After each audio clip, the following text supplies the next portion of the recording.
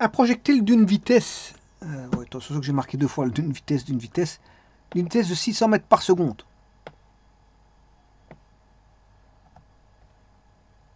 Perce un blindage de 4 cm.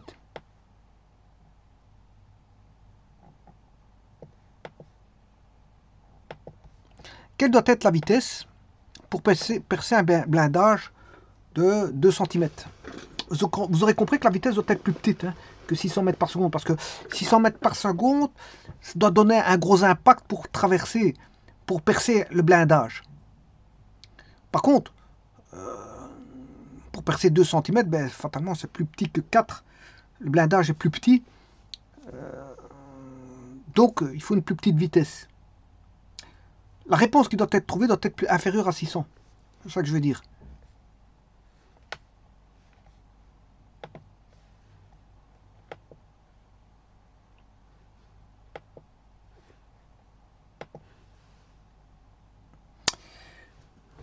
Voilà, donc on a cet énoncé qui est donné, ce qui veut dire qu'on va mettre en situation le problème avant de le résoudre.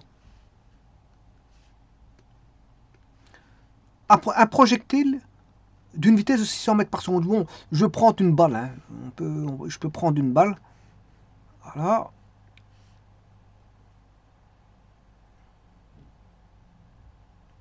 Petit instant.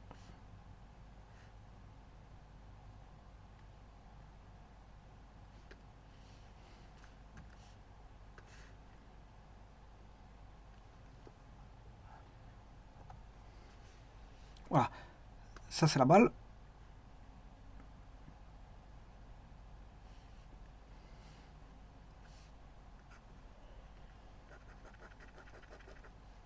Ou c'est le projectile, hein, on va dire c'est le projectile. Bon, je l'ai mal dessiné. On va faire ça comme ça.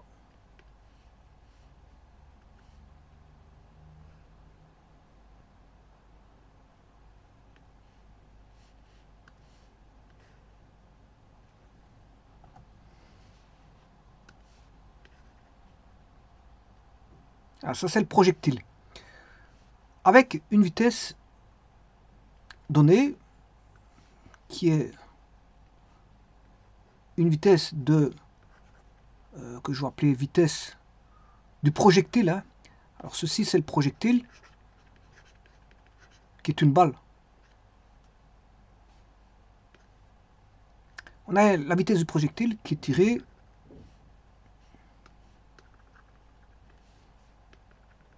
et bien sûr vient percer un blindage. Alors le blindage ici, voici.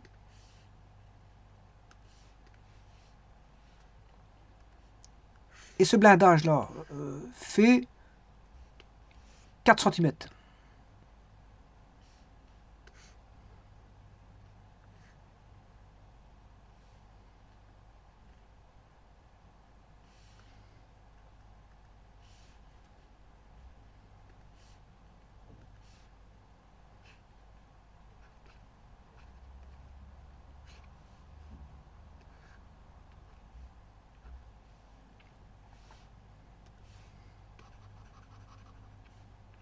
Voilà, il perce un blindage.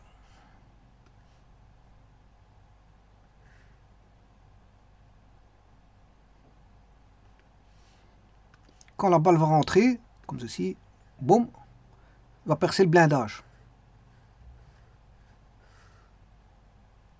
Alors j'écrirai ici, c'est le blindage, élément blindé.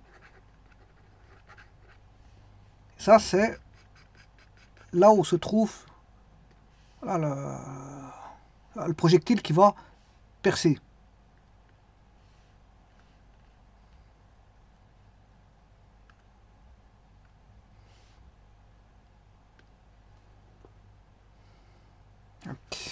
Alors maintenant, on fait la même expérience.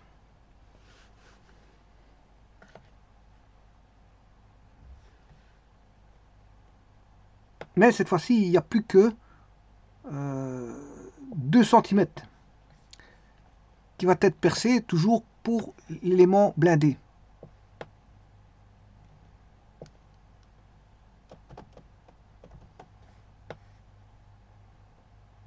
On est toujours dans le même contexte. Simplement, là, on a l'élément blindé. Bon, l'élément blindé. Mais là, c'est plus tout à fait la même chose parce que il est réduit à la moitié.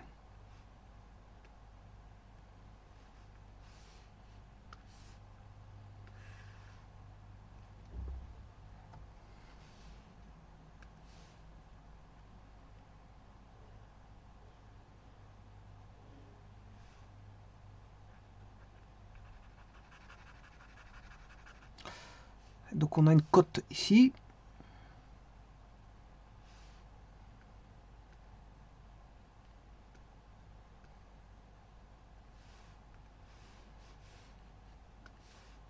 Qui mesure non plus 4 cm mais 2 cm.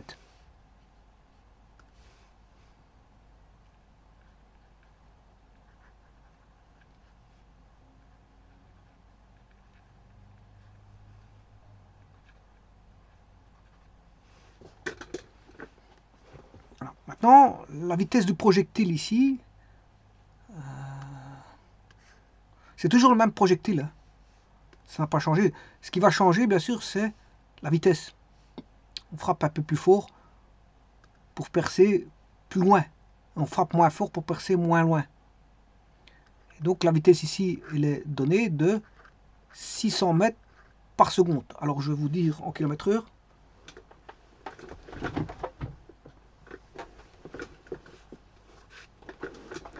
600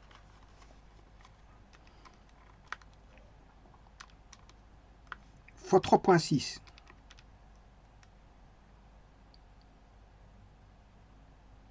Ce qui fait 2160 km par heure.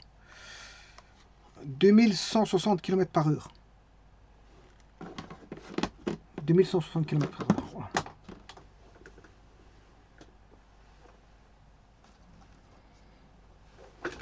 Alors, comment attaquer ce problème-là?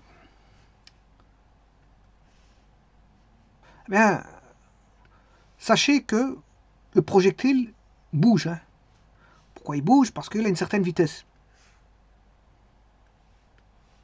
Et donc là, ici, le projectile aussi bouge. Alors là, on a la vitesse. On a en fait deux situations. Une première situation que je vais appeler la situation S1. Situation S1. Et la deuxième situation qui est la situation S2. Alors, bien sûr, il est évident qu'un repère est posé. Alors bon, je vais mettre un repère linéaire avec un 0 quelque part. Voilà, je vais mettre le 0, un vecteur de base que je vais appeler I. Voilà, où je vais découper pour mettre une certaine forme d'échelle. Mais ici, moi, je ne mets pas d'échelle, justement, c'est pour ça que je la découpe comme ceci. Et là, bien sûr, vous aurez compris que c'est l'axe des X qui est la direction de tir. Donc la vitesse est positive parce qu'elle est dans le même sens que l'axe des X. Et donc, normalement, je devrais mettre... Bon, ça, c'est bien sûr, vous aurez compris que ça, c'est la vitesse donnée sous forme scalaire. Donc, c'est la projection sur l'axe des I. Et ici, c'est pareil.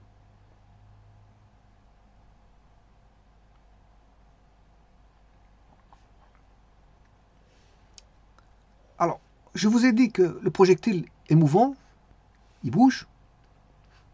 Mais ce qui ne bouge pas, ce qui est immobile, c'est la partie blindée.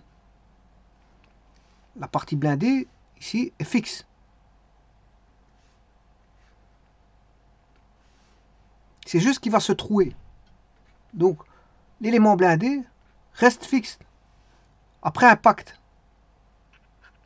Bien sûr, avant et après impact. Avant impact et après impact, il est fixe. Il n'y a qu'une seule chose qui bouge. Voilà. Bien sûr, avant, il n'y a pas de trou comme ça en verre. Hein. Avant l'impact, il n'y a pas de trou. Le verre, c'est pas parce que en fait, la balle a traversé et a percé le blindage. Tout comme ici, normalement, je devrais mettre la balle ici. Parce que la situation de départ, il n'y a pas de trou. Il n'y a pas d'élément en vert, tout est en rose, là, voilà. On va dire ça comme ça. Avant l'impact, la situation, là. Donc ça veut dire que là, l'expérience a déjà été faite. Situation S1, ça veut dire que la balle a traversé, elle a traversé, comment on appelle ça, le blindage. Et que là, ben, il a aussi traversé le blindage. Donc les situations sont données dans le sens où il a percé. Ça a été percé. On n'est pas en situation initiale où on n'a pas encore tiré, voire on a tiré mais il n'a pas encore touché l'impact. Ici, on fait en sorte que la situation initiale S1, la situation S1 est celle quand il a percé le blindage. Bon, mais avant de le percer, la vitesse était de 600 mètres par seconde. Là, bien sûr que là, elle est plus à 600 mètres parce qu'elle va freiner. Tout le long, elle va freiner. Donc, au niveau de l'impact, il était à 600 mètres par seconde. Ensuite, quand il sort, il fait un trou. Il perce le blindage. Ici, c'est pareil. C'est exactement la même chose, puisque c'est la même expérience. Simplement, voilà, la balle est tirée avec une certaine vitesse, moins forte. Et bien sûr, il perce l'impact, mais on augmente la vitesse au niveau de l'impact. La vitesse lancée pour avoir l'impact ici. Voilà. Bon, ce problème-là, en fait, qu'est-ce qu'il faut savoir? C'est que au niveau de la résistance des matériaux, ben, il faut une certaine force pour percer. Voilà, il faut une certaine force de perçage, que je vais appeler force de perçage. Eh bien, cette force de pressage, de pressage, il y a une force pressante, en fait. Voilà, c'est une force pressante qui va faire en sorte que voilà, le blindage va être annihilé tout le long de la course du projectile.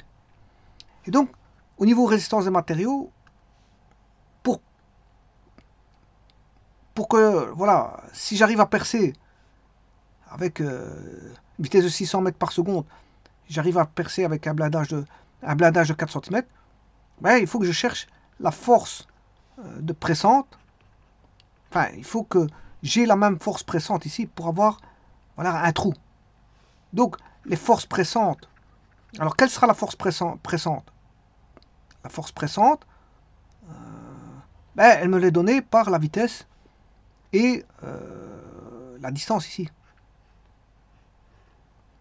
Donc, c'est-à-dire qu'avec une vitesse de 600 mètres par seconde, j'arrive à percer un blindage de 4 cm, ce qui va inclure une force pressante, et donc une force qui va faire en sorte que on a le blindage qui est voilà, annihilé. Et ici, c'est le même. Simplement, ici, on ne connaît pas la vitesse. Mais on a la distance. Et cette force pressante, ben, c'est la même qui va parvenir à créer voilà, un trou au blindage. Et donc là, en disant ça, j'ai tout dit. En disant ça, j'ai tout dit.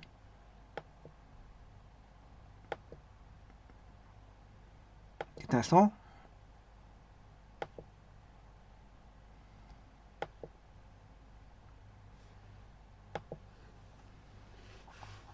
Donc, là, je vais catégoriser deux situations, S1 et S2.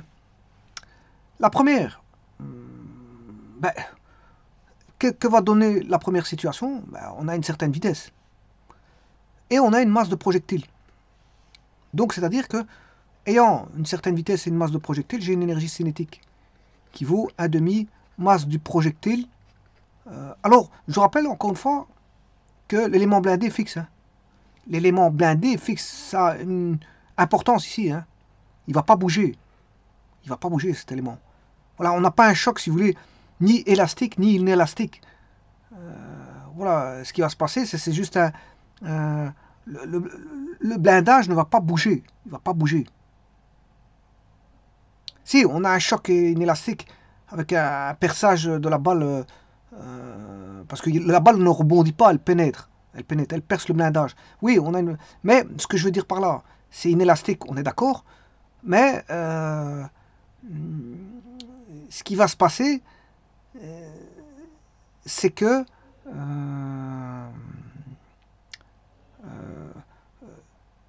la vitesse de l'élément blindé est nulle. C'est ça que je veux dire.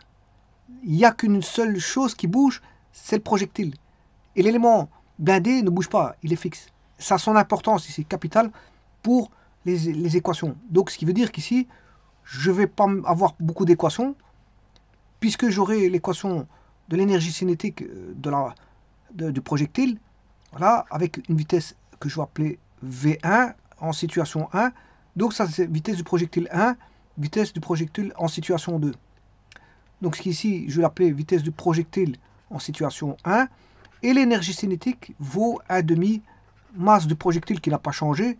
On fait l'expérience avec le même projectile, mais on a la vitesse voilà, du projectile en situation 2. Voilà, donc c'est une forme de comparaison. Hein.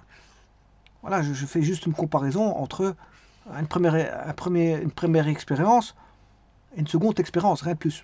Simplement, ayant une masse et une vitesse, j'ai trouvé l'énergie cinétique. En plus de ça, le travail fourni pour percer le blindage, il y a un travail fourni de perçage du blindage, ben, il vaut la force pressante fois la distance de perçage. Donc c'est la force pressante, je peux FPR, force pour éviter avec le mot P de projectile, FPR, voilà. C'est la force pressante pour faire un trou, pour percer le blindage, qui dépend bien sûr de la résistance des matériaux. Hein. Ça dépend de quel type de blindage on a ici.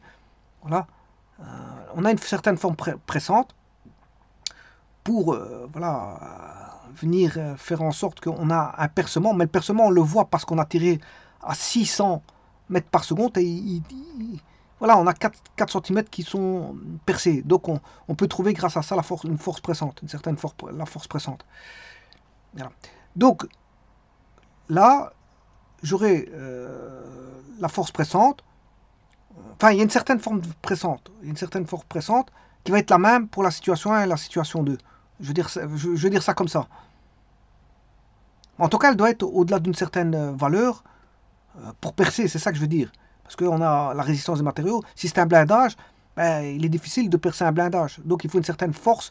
Il faut aller au-delà d'une certaine force de résistance, la résistance des matériaux bien sûr, pour pouvoir percer. Voilà. Mais en tout cas, là, 600 mètres par seconde, avec une vitesse de 600 mètres par seconde, on sait percer.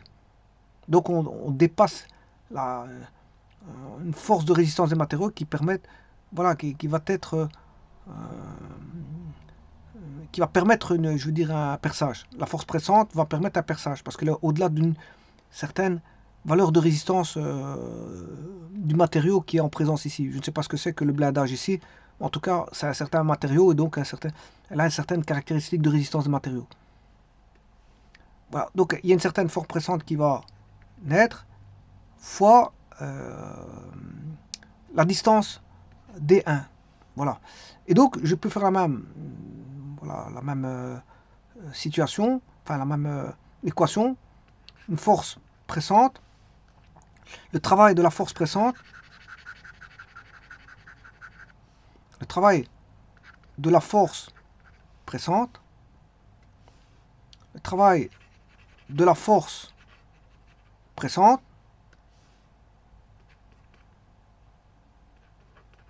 c'est égal à la force pressante pour permettre, je veux dire, de percer le blindage fois une distance D2. Voilà. Et avec ça, on a tout. Donc, comme je vous l'ai dit, c'est une situation. On a deux situations qui sont les mêmes, simplement avec des caractéristiques différentes. Même dans le sens où on a une énergie cinétique d'un côté en situation S1, que je vais appeler EC1, et énergie cinétique en situation S2. On a une force pressante, un travail de force pressante en 1, en situation 1, et un travail de force pressante en situation 2. Donc vous voyez que le contexte il est le même. Ce qui va changer, c'est juste les caractéristiques des valeurs. Donc, quand on a des situations comme ça, deux situations identiques, ben, on peut les comparer. Et c'est ce que je vais faire ici pour trouver la vitesse, qui est la vitesse VP2. Alors, une comparaison, un bon rapport permet une comparaison. Comment comparer? Ben, au travers de rapports.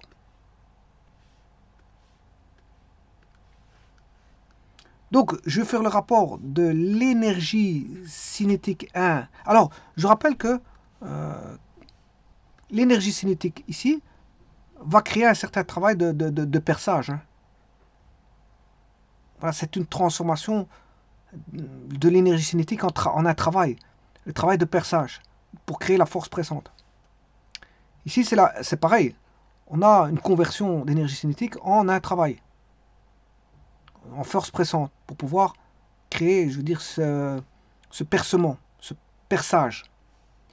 Et donc, on peut dire que EC1 est égal à, puisque c'est voilà, une conversion d'énergie cinétique en travail, ben, toute l'énergie cinétique va servir à créer ce travail de force pressante.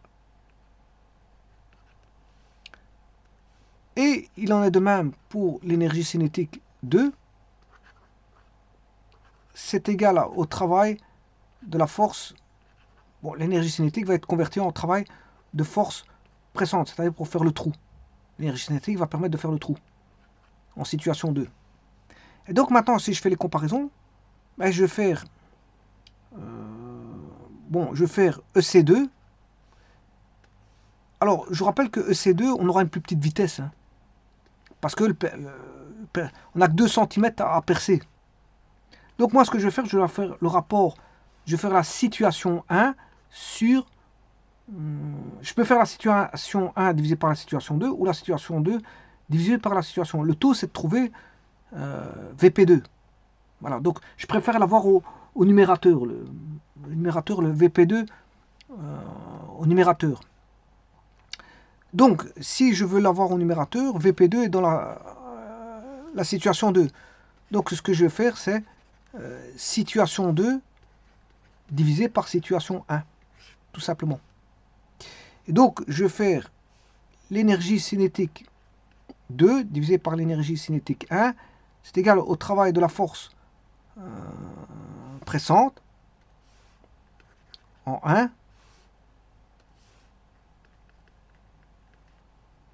de la situation 1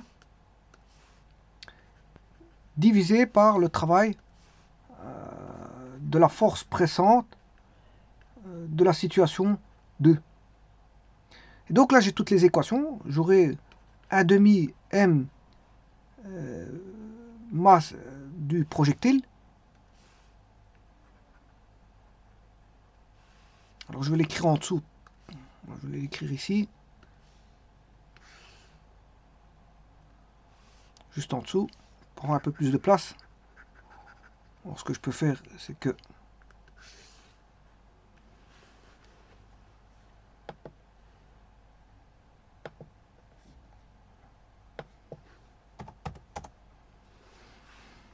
voilà. Et donc je peux l'écrire ici. Je vais l'écrire là.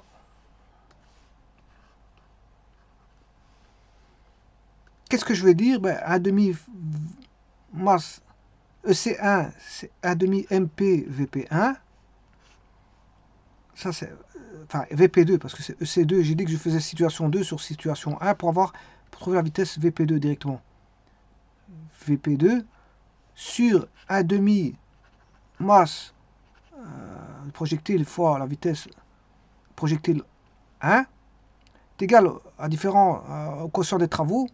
Travaux en 1, c'est la force pressante fois D1 sur la force pressante, non, fois D2, je m'excuse, fois D1. Donc là, je peux simplifier à demi MP. Voilà, c'est pour ça qu'on ne donne pas la masse, parce qu'on n'en a pas besoin, justement. C'est ça l'astuce. Et donc, VP2 est égal à... Alors, ici, les forces pressantes sont les mêmes.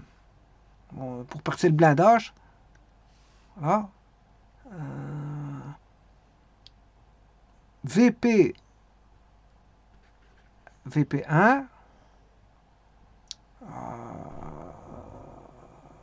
attention qu'ici j'ai oublié au carré, c'est au carré ici, hein, parce que c'est énergie cinétique, c'est une énergie cinétique. Je crois que, je sais pas si je l'ai oublié là-bas, ici je n'ai rien noté, donc c'est pas un problème. Donc c'est bien sûr c'est un demi mv carré, hein. Donc ici v carré 2, je pourrais faire le rapport comme ceci.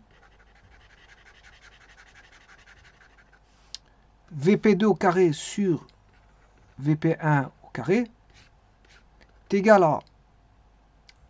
au rapport des distances. C'est-à-dire que Vp2 sur Vp1 est égal à racine carrée du rapport des distances. Et donc Vp2 est égal à la vitesse Vp1 fois la racine carrée de D2 sur D1. Alors D2 on connaît parce que D2 c'est 2 cm, D1 c'est 4. Je me demande si je me suis pas trompé quelque part. V D2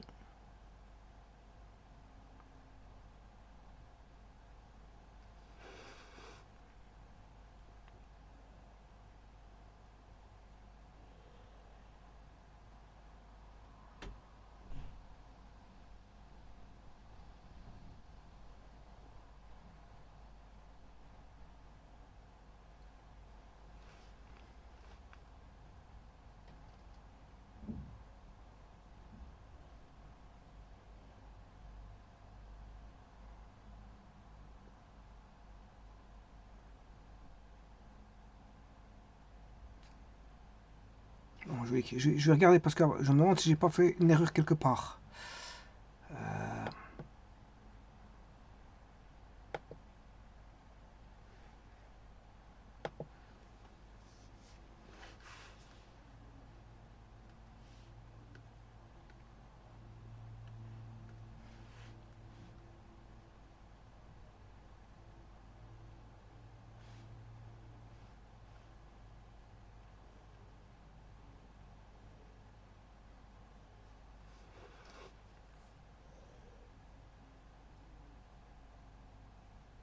D2 sur D1.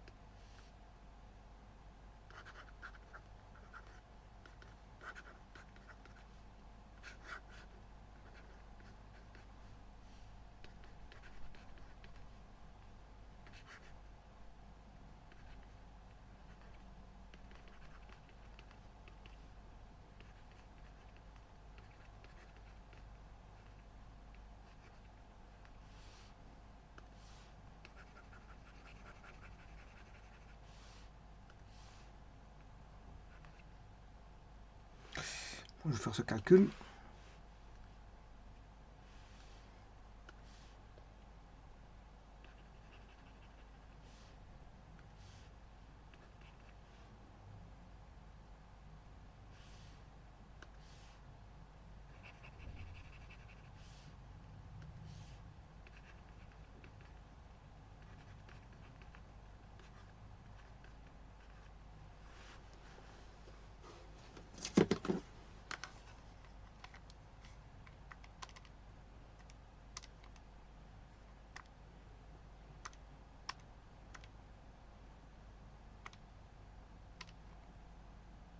Voilà, c'est ça. Ok, donc là, j'ai fait le calcul. Vp2 égale... Alors, Vp1, c'est 600. Les distances ici, sont donnés par 2 sur 4 racine carrée, ce qui fait racine 2 sur 2, donc VP2 est égal à 424,200 environ 264 mètres par seconde. Donc comme je vous ai dit, la vitesse est plus petite. Alors beaucoup auraient cru que la vitesse serait de moitié, parce qu'on se dit, là on a 4 et là 2, donc la vitesse sera la moitié. Non, c'est pas la moitié. C'est pas la moitié. Donc c'est environ 424 mètres par seconde.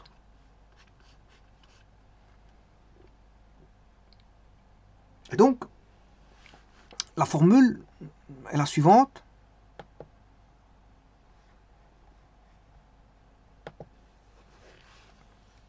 La vitesse en situation 2, du projectile en situation 2, est égale à la vitesse de projectile en situation 1, divisé par la racine carrée de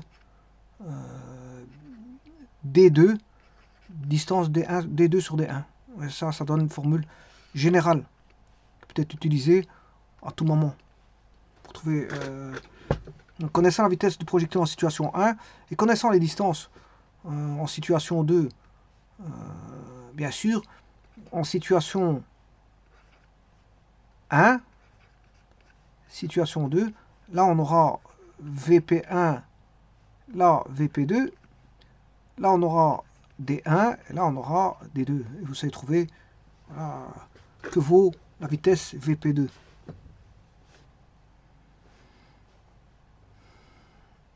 Alors ça se discute, hein. Bon, si D2 est plus petit que D1, mais VP2 sera plus petit que VP1. Si D2, ça c'est évident, si on ne change pas la situation, vous faites deux situations inchangées, D2 égale D1, ben VP2 égale VP1. Dans la troisième cas de figure, si D2 est plus grand que D1, là on a une inversion. C'est-à-dire que VP2 est plus grand que VP1. Donc ça c'est tous les cas de figure. Dont un qui est un petit peu spécial, hein, bon, que je devrais enlever parce qu'on ne fait pas des situations où on a deux situations identiques. Hein. Donc c'est-à-dire qu'en d'autres termes, ce cas de figure-là, on l'omet, hein, parce qu'on ne fait jamais ça, on ne regarde pas deux situations en prenant les mêmes vitesses et les mêmes vitesses. Hein. Voilà. Soit on fait un cas de figure où on a D2, on trouve que D2 est plus petit que D1,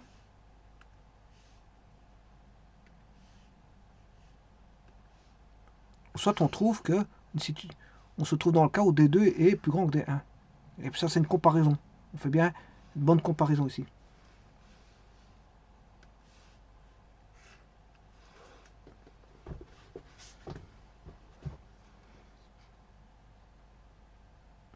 Donc il est dépendant, la vitesse V2 est dépendante de quoi? De la vitesse V1, mais de la racine carrée du rapport des distances, dont le numérateur, c'est la distance de la situation 2, puisque je cherche la vitesse en 2. Alors inversement, j'aurais pu trouver VP1. Alors, si vous connaissez la situation 2, on peut avoir, on peut chercher VP1. Donc on aura VP1 qui est dépendant de VP2. Mais là, on n'aura plus D2 sur D1, mais D1 sur D2. Tout simplement. Donc ça, si je cherche VP1, connaissant VP2, maintenant, si je cherche VP2 en fonction de VP1, ben, ce sera D2 sur D1 pris, attention, en racine carrée. Maintenant, si vous cherchez D2 Alors, on peut aussi chercher D2, connaissant VP1, VP2. Donc, connaissant VP1, VP2, D2, D1, donc D2, ce sera VP2 sur VP1, bien sûr, au carré, le tout fois D1. Pour l'autre, D1, ce sera VP1 sur VP2 au carré, le tout fois D2.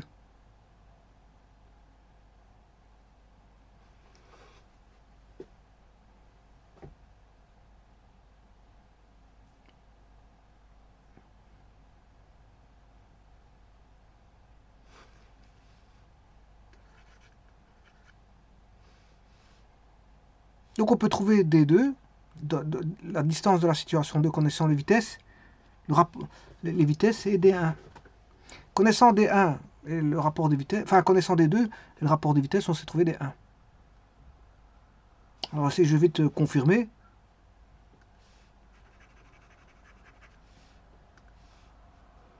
Donc D2 sur D1, je fais le premier ici, je vais essayer de confirmer celui-ci, celui qui est là. Pour voir si je ne me suis pas trompé, bien sûr. Alors D2 sur D1 est égal à VP2 sur VP1 au carré. Donc en racine carrée, les vitesses étant strictement positives, il n'y a pas de problème. Donc si je cherche VP2, c'est bien VP1 racine carrée. Donc ça c'est bon. Celui-ci il est bon. Et l'autre, je vais faire la seconde.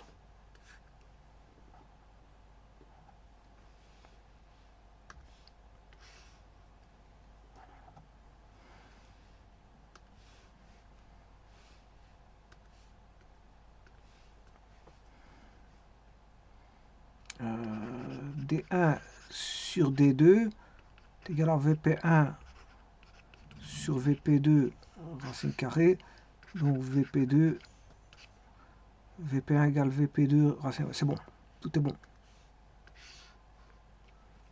Et donc, si je veux rester cohérent dans l'écriture de mes formules,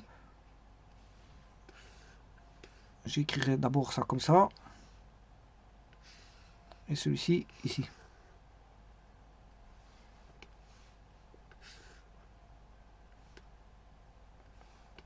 Donc je peux trouver les vitesses ou les distances, sachant que D1 est la situation 1 et D2 la situation 2, VP1 est la situation 1 et VP2 la situation 2.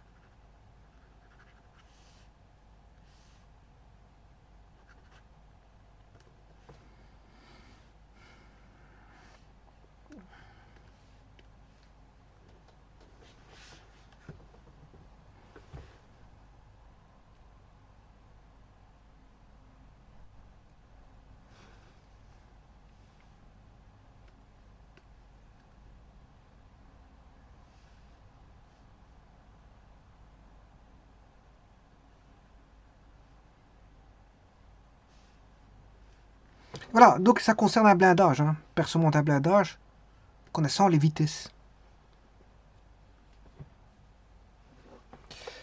Et donc le blindage, bien sûr, il ne bouge pas. Faut pas entrevoir ça comme quelque chose qui bouge avec la balle. Non, la balle, le projectile traverse le blindage, prend la ligne, et le blindage, il ne bouge pas.